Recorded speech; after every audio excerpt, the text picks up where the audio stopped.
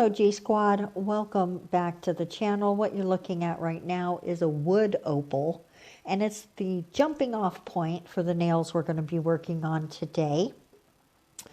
What a wood opal is, while I'm opening these little jars and things, is a petrified tree or piece of wood or chunk of wood, and water and silica that is able to absorb water, settles into the cracks of the tree and any open spaces of the tree. And over time, as the tree petrifies, it also dries out the silica and becomes opal. And so you have opal inside of a petrified tree. So petrified wood. So I just found it to be so gloriously beautiful, and I thought I would try to recreate it for you here on my dominant hand. So this is a wood opal done with my non-dom, and right now I'm using some Model 1s excuse me, some Model 1s gel polish from the Secret Garden collection, and I'm just mimicking the feeling of the wood part of the rock that is surrounding the opal part of the rock. And now I'm just coming in and making those darker veins. And this is another one of the Secret Garden polishes. You can see I've got some brown there as well, because there was definitely some brown, some deeper browns running through the rock as well, which, would be, like pieces of bark and wood grain and things like that you would be seeing in that petrified wood. And I've had petrified wood. I used to be just obsessed with rocks as a kid, and you can tell from a lot of the nails that I do, that obsession has not completely left me. I really love rocks. I really love gemstones, and so that is definitely a world we're going to continue to explore on this channel, trying to get more and more creative and try different and more difficult all the time techniques. So what I'm doing now is just coming in with a very, very, very, very thin second layer of the original polish, just to give it that depth. And then I'm going to clean up the edges a little bit. And then we are going to come in toward the end and add some more variegation on that before we're completely done, before we encapsulate. And now I'm just adding some black. And I thought I was going to be able to spread it around a little with a larger brush, but I ended up being wrong about that. And I'm going to show you here. I'm really wrong. You can see how very wrong I am. And I think I'm going to be able to fix it by adding a little extra polish. I know better than that. I just know better than that. So I'm realizing right about here that this is not going to work. I'm going to add a little more black polish just to make sure. I don't need it to be full opacity or anything, just completely covering all of the space that is pink. So now I'm coming in with a tiny brush to just make sure I'm hitting all the areas that need to be hit. And then we're going to pop this in the lamp and get it all cured up. Now that we have that cured up, I'm just going to take just the thinnest layer on this black of builder gel. I mean, just the thinnest layer. And I'm really scraping it off to make sure that it is so thin, because I'm going to want to do 2 layers of flotsam and jetsam to really get that, mimic that look from the rock, that really layers of colors and textures and shapes. And that's what really draws me to it, all of those beautiful layers of colors. And so that's what we're doing now. I've got the mylars in blue and yellow and pink, and that is going to give us all the colors that we need. Just by layering them together, you get greens and oranges and all different kinds of colors in there.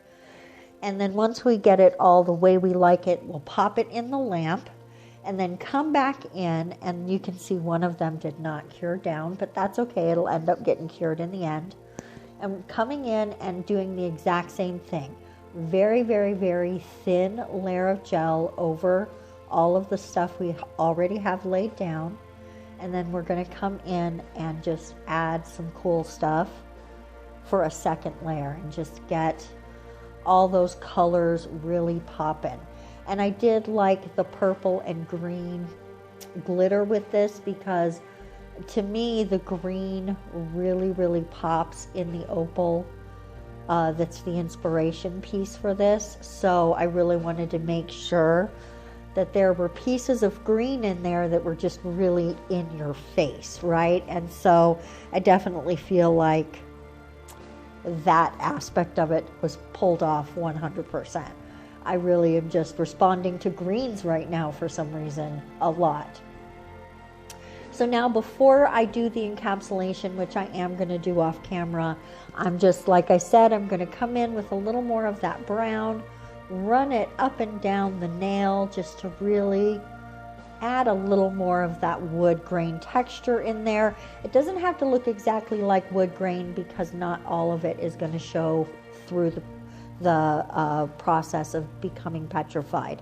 So now I'm coming in and just painting the other nails, and this is after all the nails are filed and ready to go. And we did that real pretty blue color, and now we're coming in with a yellow because I just thought those really would make everything about the opal nails just really pop to have those colors next to it. And I'm not unhappy with the effect. And on this last nail, I am just adding the two colors together, and I wouldn't really call it an ombre, just more of a swooshy blending together. I don't even know what you would call it, just sort of a blobby awesomeness. Because I really like the effect of it. It's not a full ombre, it's just like the two colors mashed together somehow. Okay, and now what I have on here is a little bit of the Macart polygel in clear, and I've put that down. It's so thick. I've not tried it with this before, so this will be our first time testing this out as a medium to hold the gems down, but it is very thick and it stays where you put it, so I just thought maybe we'd give it a try. And we will see how it holds up when we go to take these nails off. I will let you know.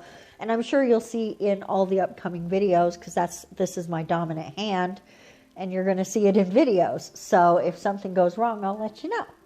So now I'm adding first layer. The first row was something shimmer.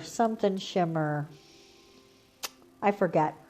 I'll write it at the bottom. The green ones are peridot, and that little red one is, or pink one is, I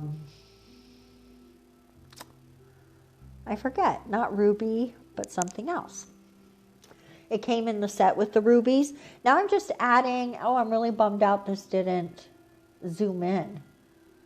I'm adding 3 little micro beads in that tiny section there that showed up in between the gems. There was just enough room in there for 3 little micro beads to fit, and there you can see them right there. And so I just popped them in there, and I went on ahead and popped those in the lamp, and now I am coming in with a little top coat on, you can see it there on the lid of that container, and I'm just running it completely around the gems and on top of those micro beads. Not on top of the gems though, be very careful. Now we are top coating the rest of the nails, just really butting up to those gems, but not ever going on top, ever. If you go on top, wipe the nail down, start over. Just wipe it down and start over. And now we are top coating that thumb. I'm sorry about that poor focusing. My poor phone doesn't always like to focus. And now here comes the encapsulations. Oh my gosh, you guys, look at how pretty. Oh, I am so pleased with how these came out. They absolutely captured in my mind the spirit and beauty of that opal, of that wood opal. This is the finished set. Let's focus, let's focus, there we go. A little focusing. So pretty. You know, there's going to be some reveal shots here coming up. Let me know in the comment section if you enjoyed this set.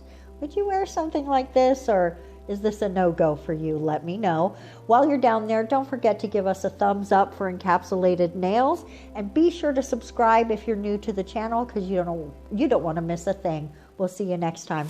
Mwah! Bye-bye.